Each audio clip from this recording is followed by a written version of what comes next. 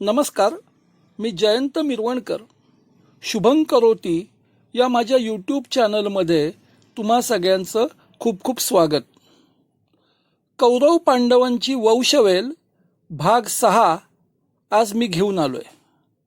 मागील भागामध्ये 5 पांडव, 100 कौरव, त्यांची भगिनी दुशला, भाऊ युयुत्सु आणि कर्ण अशा एकूण 108 जणांच्या जन्मकथा आपण पाहिल्या होत्या. आज यातील प्रमुख व्यक्तिरेखांचे विवाह आणि पुढील वंशविस्तार आपण थोडक्यात पाहणार आहोत. सुरुवातीला कर्ण याविषयी थोडं सांगतो.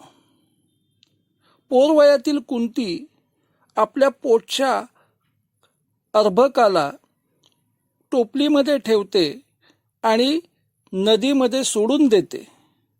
पुढे ही टोपली नदीच्या प्रवाहाबरोबर वाहत जाते आणि गंगेच्या तीरावर राधा नावाच्या एका स्त्रीला सापडते. ही राधा त्या टोपलीतील त्या कवचकुंडलधारी दिव्य बाळ घरी घेऊन येते. तिचा पती अधिरथ नंदन याला दाखवते. ते दोघं त्या बाळाचं पालन पोषण करण्याचं ठरवतात. हा अधिरथ नंदन हा हस्तिनापुरामध्ये अश्वशाळेत नोकरीला असतो. अधिरथ आणि राधा या बाळाचं नाव वसुसेन असं ठेवतात. राधा आपल्या पोटच्या मुलासारखा कर्णाचा सांभाळ करते आणि म्हणून कर्णाला राधेय हेही नाव प्राप्त होतं. आपल्या पित्याबरोबर कर्ण हस्तिनापुरी जायचा. तेथील कौरव पांडवांच्या सोबत खेळायचा. हुशार आणि तडफदार असलेला कर्ण खेळांमध्ये हिरिरीने भाग घ्यायचा. पण अशा वेळी तू नोकराचा मुलगा, तू सूतपुत्र असं म्हणून कर्णाला कौरव पांडव हिणवायचे. वेळ प्रसंगी महत्वाच्या स्पर्धांमध्ये डावलायचे. कर्ण दुःखी व्हायचा. प्रत्यक्ष द्रोणाचार्य सुद्धा तू सूतपुत्र आहेस, तुला मी धनुर्विद्या देणार नाही असे सांगून कर्णाला नकार देतात. यापुढे कर्ण परशुरामांकडे जातो आणि त्यांचा पट्ट शिष्य होतो. शस्त्रास्त्र विद्या प्राप्त करतो. एक महान धनुर्धर होतो.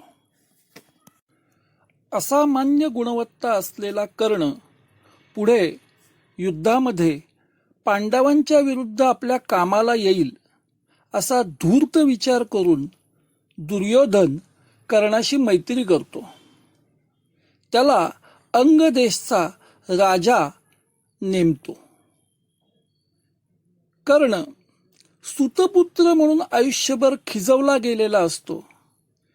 त्याला राजा आणि सम्राटपद दुर्योधनामुळे मिळतं. दुर्योधनाच्या या उपकारांच्या ओझ्याखाली कर्ण आयुष्यभर दुर्योधनाची साथ देतो. कर्णाचा पुढे वृषाली आणि सुप्रिया या दोघींशी विवाह होतो. या दोघींपासून कर्णाला एकूण 9 सुपुत्र होतात. त्यांची नावे वृषसेन, वृषकेतू, चित्रसेन, बाणासेन, सत्यसेन, सुषेण, प्रसेन, द्विपात आणि शत्रुंजय अशी आहेत. यातील वृषकेतू हा सुरुवातीला कौरवांच्या बाजूने लढतो आणि नंतर कर्णाच्या मृत्यूनंतर तो पांडवांना शरण जातो. अर्जुनाचा त्याच्यावर विशेष जीव जडतो आणि युद्धानंतर जे मोजकी जिवंत राहिलेली पात्र आहेत त्याच्यामध्ये हा वृषकेतू आहे आणि म्हणून तो महत्वाचा. बाकीचे सगळे पुत्र हे युद्धामध्ये मारले जातात. आता कौरव पांडवांची कथा पुढे सांगतो. राज्य स्वतःलाच मिळालं पाहिजे या इच्छेपोटी दुर्योधन पांडवांना लाक्षागृहामध्ये म्हणजेच ज्वलनशील पदार्थांपासून बनलेल्या घरामध्ये जिवे जाळण्याचा डाव आखतो. पण विदुराच्या चातुर्यामुळे आणि प्रसंगावधानामुळे पांडव आधीच खणलेल्या गुप्त भुयारातून पसार होतात. वारणावत नगर या गावामध्ये हा सगळा बाका प्रसंग घडतो. या ठिकाणी अजून राहणे अत्यंत धोक्याचे आहे हे पांडव जाणतात आणि गुप्त वेशामध्ये रातोरात तहान भूक याची पर्वा न करता पायी दुसऱ्या अज्ञात स्थळी जाण्यास निघतात. संपूर्ण रात्रभर पायी प्रवास करून गंगा नदी ओलांडतात आणि पुढे तसेच पायी अनेक योजनांचा प्रवास करून एके दिवशी सकाळी काम्यक नावाच्या अरण्यात जाऊन पोचतात. या अरण्यात पोचल्यावर एका विशाल वृक्षाच्या छायेमध्ये कुंतीसह भीम वगळता बाकीचे सर्व पांडव झोपी जातात. हे अरण्य हिडिंब नावाच्या राक्षसाचे असते. त्याला माणसांचा वास येतो. नरमांस खाण्याच्या इच्छेने तो आपली बहीण हिडिंबा हिला पाचारण करतो आणि या सर्व माणसांना ठार कर असे सांगतो. हिडिंबा एका झाडावरून दुसऱ्या झाडावर अशा उड्या मारत पांडव ज्या ठिकाणी झोपलेले असतात त्या ठिकाणी येऊन पोचते. झाडावरून या सगळ्यांना ती पाहते. अशी तेजस्वी माणसे तिने याच्या आधी पाहिलेलीच नसतात. तिचे विशेषत्वाने लक्ष भीमसेनाकडे खिळते. विशाल बाहू, रुंद खांदे आणि भीमाचे बलवान असे सौष्ठव पाहून ती मुग्ध होते. तिच्या मनामध्ये भीमाबद्दल प्रीती निर्माण होते. आपल्या राक्षसाचे मूळ रूप टाकून ती एका सौंदर्यवतीचे रूप धारण करते आणि भीमापाशी येते. भीमाला ती आपण इथे का आले, आपला भाऊ कोण, ही सगळी कथा सांगते आणि त्याच वेळेला आपल्या मनामध्ये तुझ्याबद्दल प्रेम निर्माण झाले आहे, तू माझा स्वीकार कर असे ती भीमाला विनवते. जर तू माझा स्वीकार केला नाही तर मला जगणे अशक्य आहे असे ती भीमाला विनवते. पण भीम तिला माझे वडील बंधू युधिष्ठिर याचा विवाह झाला नसल्यामुळे मी विवाह करू शकत नाही असे निक्षून सांगतो. तरी सुद्धा हिडिंबा भीमाची गयावया करत राहते. बराच वेळ झाला पण हिडिंबा येत नाही हे पाहून तिचा भाऊ रागावतो आणि या ठिकाणी येतो. तिथे आल्यावर भीम आणि हिडिंबा यांचे दृश्य पाहून तो सगळे ओळखतो आणि भीमावर चाल करून जातो. भीम आणि हिडिंब राक्षस यांच्यामध्ये युद्ध होते. युद्धाच्या आरड्याओरड्याने झोपी गेलेले बाकीचे पांडव आणि कुंती जागे होतात. पुढे या युद्धामध्ये भीम अत्यंत लीलया हिडिंब राक्षसाचा पाडाव करतो. हिडिंब राक्षसाला ठार मारतो. यानंतर हिडिंबा कुंतीला वंदन करते आणि आपल्या मनामध्ये भीमसेनाबद्दल प्रेमभावना आहे हे सांगते. हिडिंबाच्या मनातील शुद्ध भाव लक्षात घेऊन कुंती आणि युधिष्ठिर भीमसेनेला हिडिंबाशी विवाह करण्यास अनुज्ञा देतात. भीमसेनेचा हिडिंबाशी विवाह होतो. साधारण वर्षभर सर्व पांडव भीमसेन, हिडिंबा त्या अरण्यात राहतात. हिडिंबा आणि भीमसेन यांना घटोत्कच नावाचा एक बलवान मुलगा होतो. हिडिंबा ही पांडवांची पहिली पत्नी आणि घटोत्कच हा सर्व पांडवांमधला पहिला मुलगा. पण हे दोघजण पुढे पांडवांच्या सोबत हस्तिनापुरी जात नाहीत, ते जंगलातच राहतात. हा जो घटोत्कच हा मायावी राक्षस असतो. पुढे युद्धामध्ये तो पांडवांच्या बाजूने लढतो. जेव्हा कर्ण सेनापती असतो त्यावेळेला घटोत्कचाला पांडव युद्धामध्ये उतरवतात. घटोत्कच महापराक्रम करतो आणि कौरव सेना पराभूत होते की काय अशी परिस्थिती निर्माण होते. अशा वेळेला अर्जुनासाठी राखून ठेवलेली विद्या कर्णाला घटोत्कचावर वापरावी लागते आणि यामध्ये घटोत्कच मारला जातो. मरताना सुद्धा विशाल महाकाय असं रूप घटोत्कच धारण करतो आणि कोसळताना तो कौरव सेनेच्या दिशेने कोसळतो. त्याच्या त्या विशाल देहाखाली अनेक जण मारले जातात. असो, पुढं काय होतं तर चिमुकल्या घटोत्कचाला आणि हिडिंबाला अरण्यात प्रेमळ निरोप देऊन पांडव आणि कुंती पुढील प्रवासाला निघून जातात. दरमजल करत द्रुपद राजाच्या कांपिल्य नगरीत गुप्त वेशामध्ये कुंतीसह पांडव येऊन पोचतात.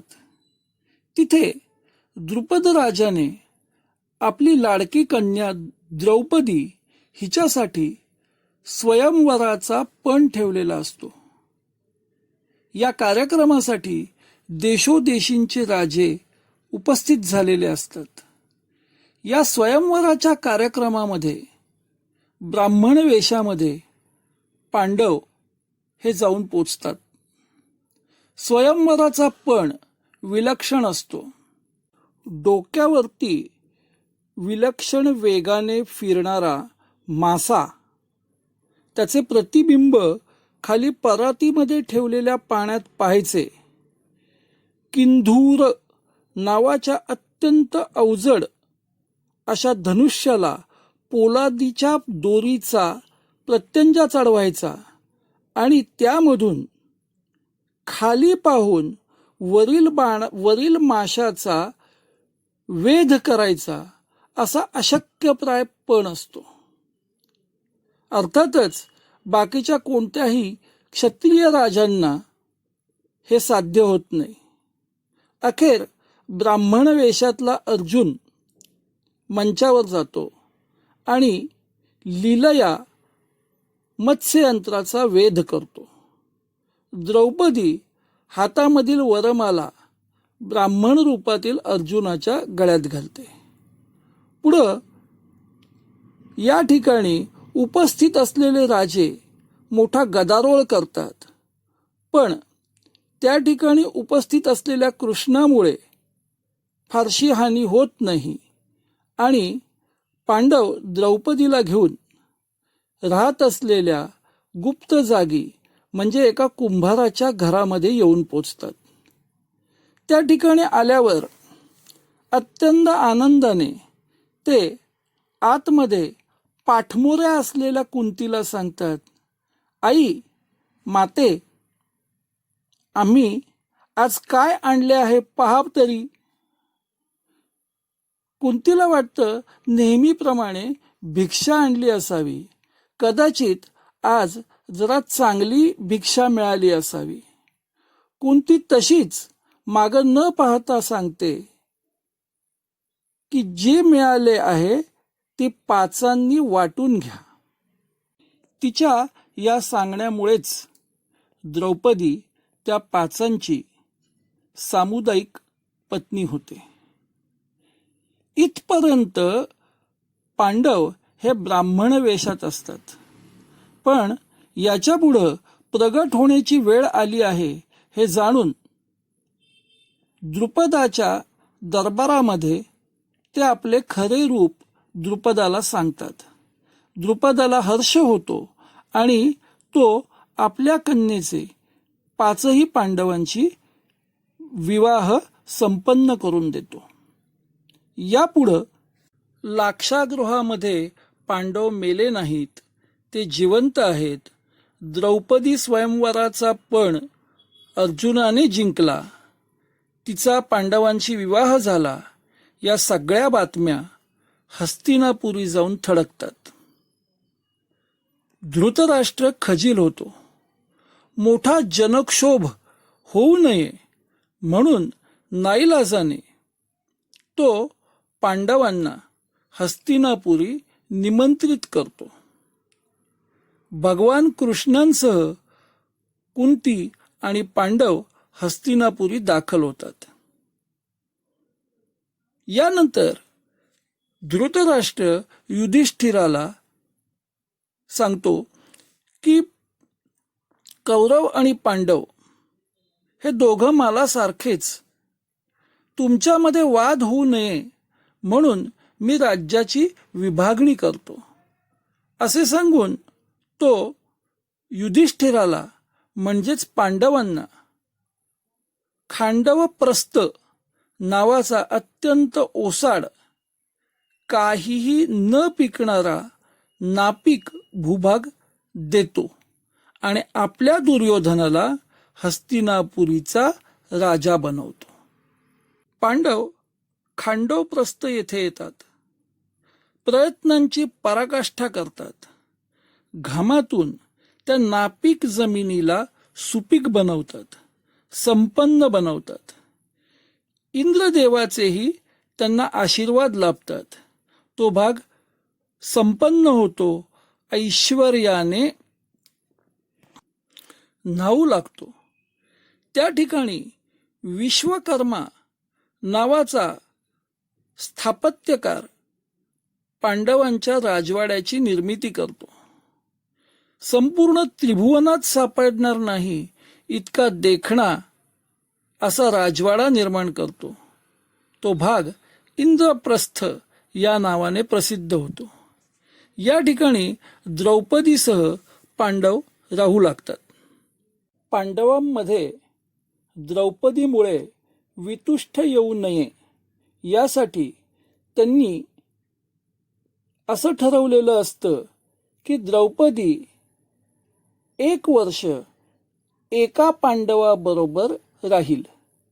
यावेळेला बाकीच्या पांडवांनी त्यांच्या एकांताचा भंग करायचा नाही आणि चुकून असे केल्यास जो चूक करेल त्याने 1 वर्षासाठी तीर्थयात्रेला जायचे आणि ब्रह्मचर्याचे पालन करायचे. पुढे काय होतं? युधिष्ठिर आणि द्रौपदी हे एकांतामध्ये असताना त्या खोलीमध्ये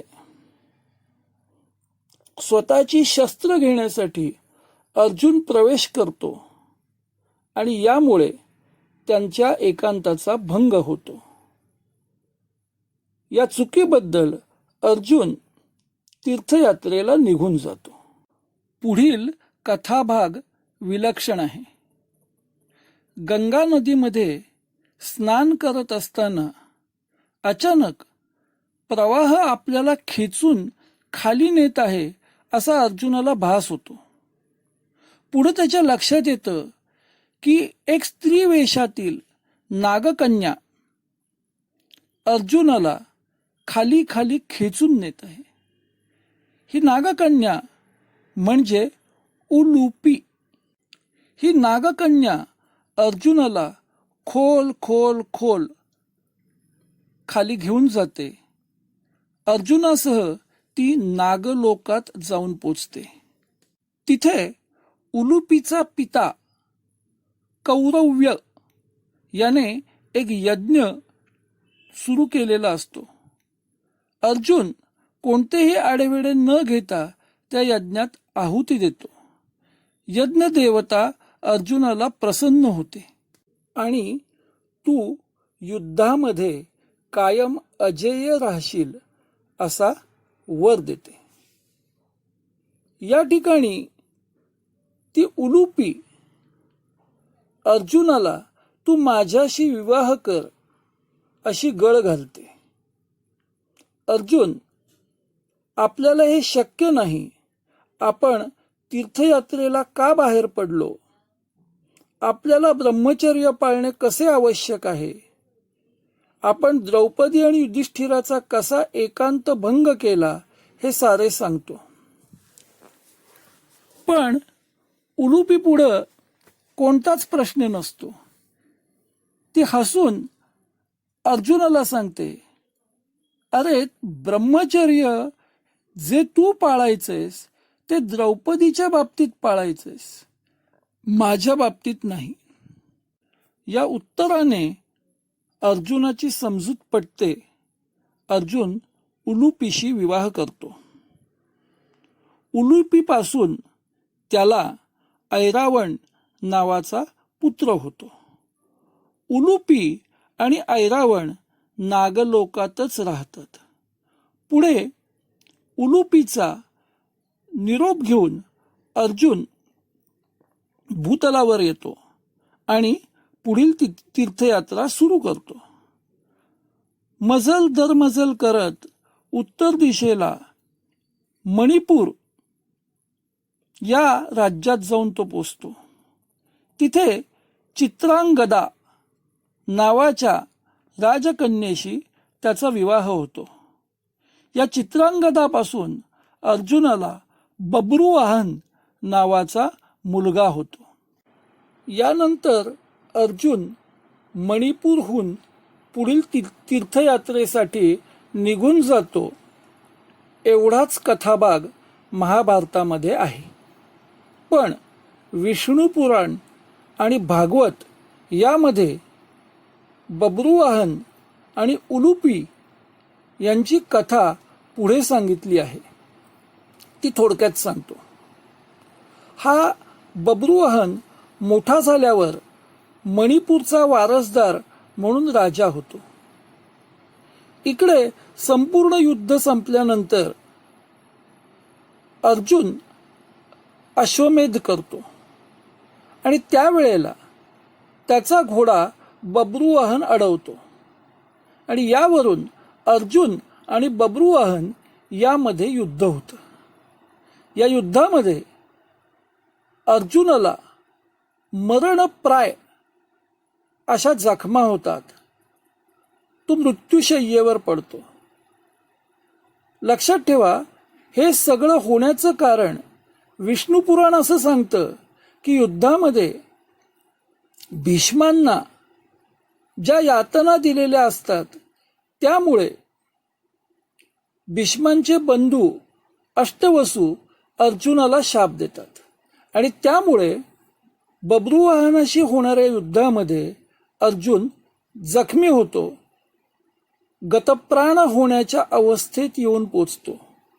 या वेळेला नागलोकातील उलुपी त्या ठिकाणी येऊन पोचते आणि एक दिव्य नागमणी अर्जुनाच्या छातीशी बांधते आणि यामुळे अर्जुन पुन्हा जिवंत होतो.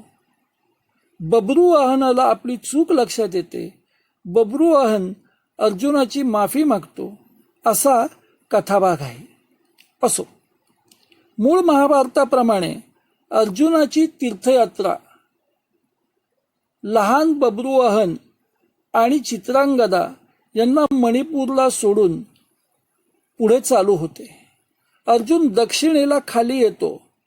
तसंच दक्षिण दिशेच्या टोकावर येऊन पोचल्यानंतर पश्चिमेकडून पुढे जात असताना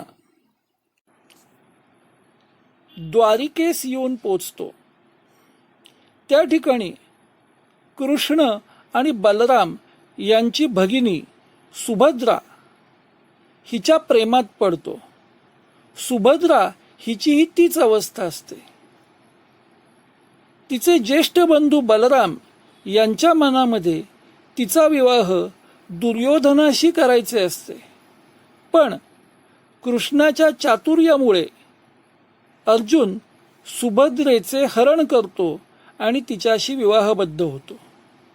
पुढे 12 महिन्यांचा काळ संपतो. अर्जुनाची तीर्थयात्रा पूर्ण होते आणि सुभद्रेसह अर्जुन इंद्रप्रस्थाला येऊन पोचतो.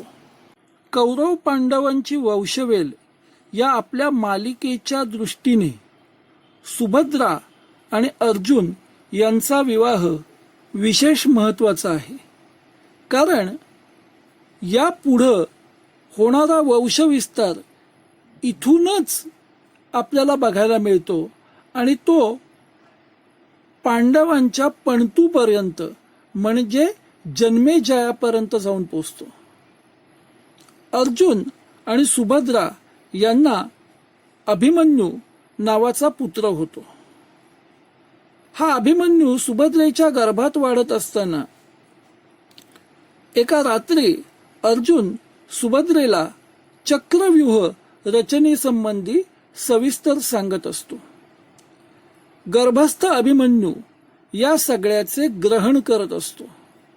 पण पुढे सुभद्रा झोपी जाते आणि त्यामुळं हा चक्रव्यूह भेदून बाहेर कसे यायचे याचे ज्ञान अभिमन्यूला होत नाही. पुढे युद्धामध्ये हा अभिमन्यू चक्रव्यूहामध्ये आत लीलया शिरतो, पण त्याला हा चक्रव्यूह भेदून बाहेर येता येत नाही आणि तो वीरगतीस प्राप्त होतो.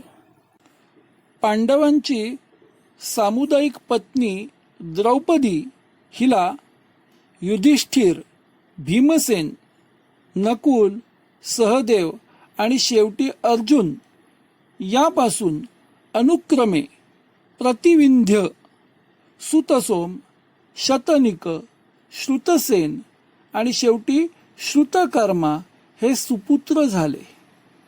यांना उपपांडव या नावाने ओळखले गेले. महायुद्धाच्या अगदी शेवटी अश्वत्थाम्याने रात्रीच्या वेळी छावणीत घुसून या उपपांडवांचा शिरकाण केले.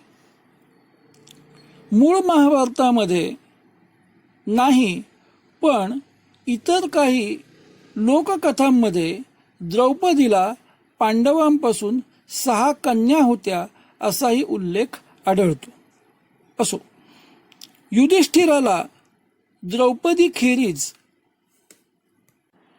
देवकी नावाची पत्नी होती आणि तिच्यापासून यौधेय नावाचा सुपुत्र होता.